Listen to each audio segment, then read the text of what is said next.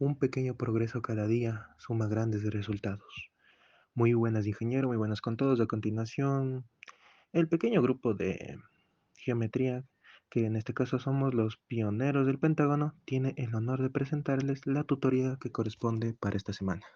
Teorema recíproco. Este teorema tiene por hipótesis y tesis la tesis y la hipótesis del teorema directo. Ya, ejemplo, imagina que tienes una regla que dice, si es lunes, entonces voy a la escuela. El teorema recíproco sería, si voy a la escuela, entonces es lunes. Pero ten cuidado porque esto no siempre es cierto. Luego tenemos el teorema contrario.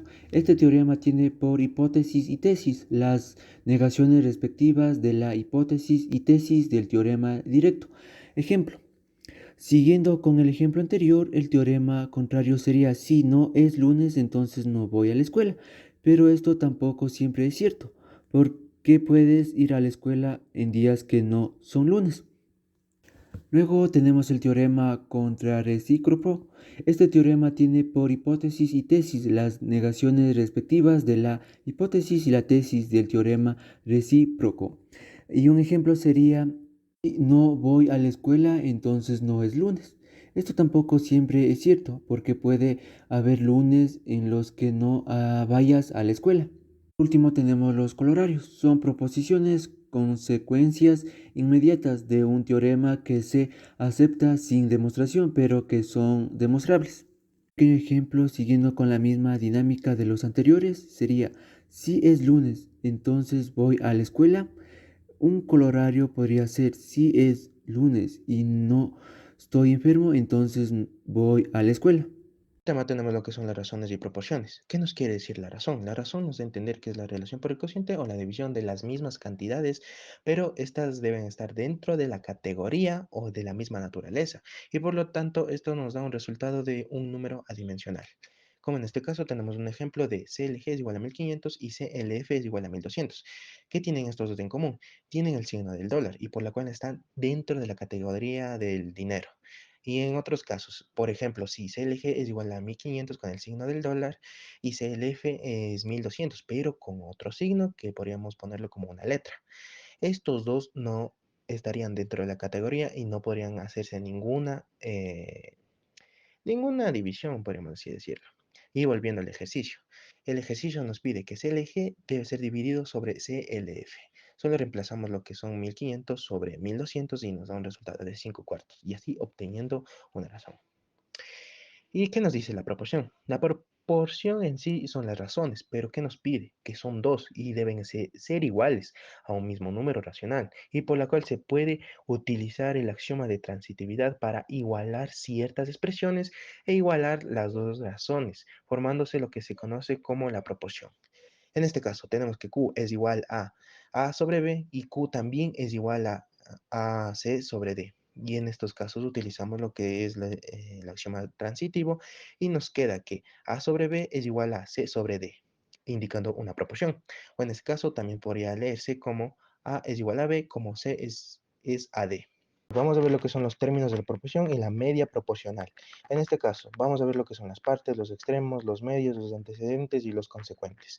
¿Cuáles son sus extremos? Sus extremos son M y Q y sus medios son P y N. ¿Cuáles son sus antecedentes? Sus antecedentes son M y P y sus consecuentes son N y Q. Vamos a ver lo que es la media proporcional. La media proporcional, ¿no? ¿Qué nos dice? Si, por ejemplo, si tenemos sus medios o extremos son iguales, entonces esas ciertas cantidades se los conoce como media de proporcional entre las dos. En este caso tenemos un ejemplo que A sobre B es igual a B sobre C.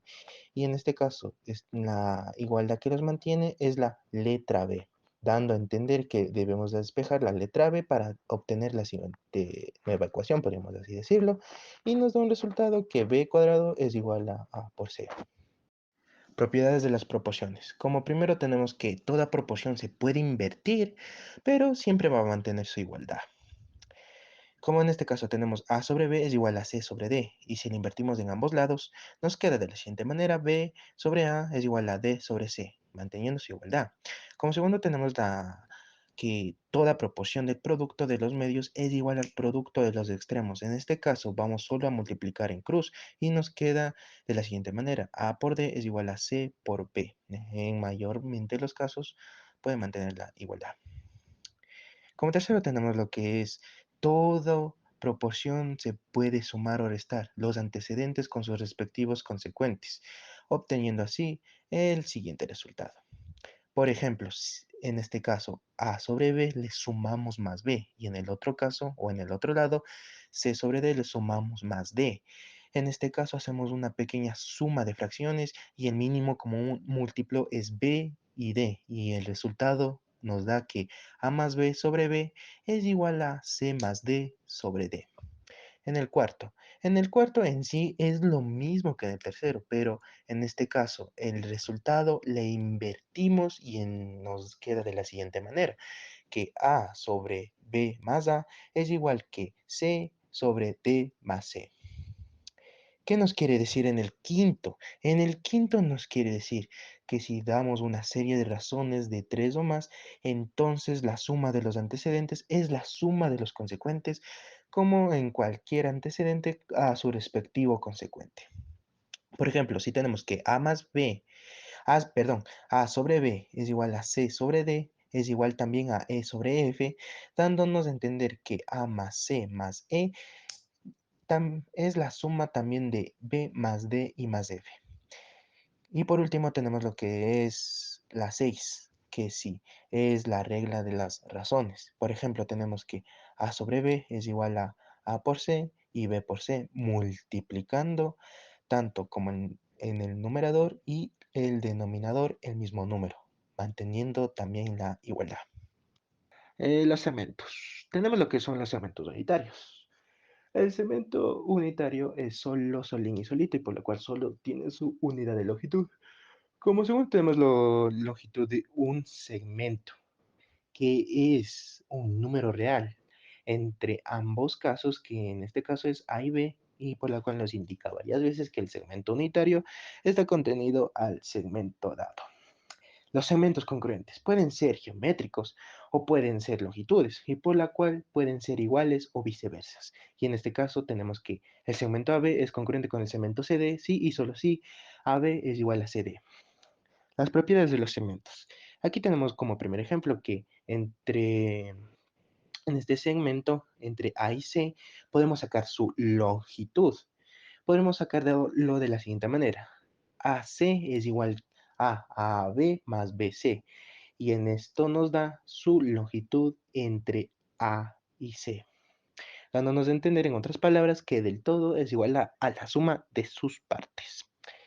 Como segundo tenemos los asimismo, pero entre otros puntos que son de P, M y Q. Pero ¿qué tiene de diferente? El punto M, que el punto M es el punto medio entre P y Q. Y en ese caso sería un punto medio, PM y MQ son iguales, y por la cual se puede representar con líneas diagonales. Primero, que es el método directo. Consiste en partir de la premisa, que es datos, del teorema y aplicando las reglas de la lógica y la teoría desarrollada, obtener o llegar a la tesis, que sería la conclusión del teorema después de un número finito de pasos. Y ahí tenemos un pequeño ejemplo sobre del método directo. Luego tenemos el método indirecto. Consiste en negar la tesis del teorema y a partir de esta proposición y con ayuda de las reglas de la lógica y la teoría desarrollada, encontrar una contradicción respecto a las premisas, una proposición verdadera o respecto a la posición. Aquí se interrumpe el desarrollo práctico de la demostración, puesto que una proposición y su negación no pueden ser verdaderas a un mismo tiempo. Y de aquí se concluye que la tesis del teorema es verdadero. Y ahí tenemos un pequeño ejemplo sobre el método indirecto. Y esto sería todo. Muchísimas gracias por su atención.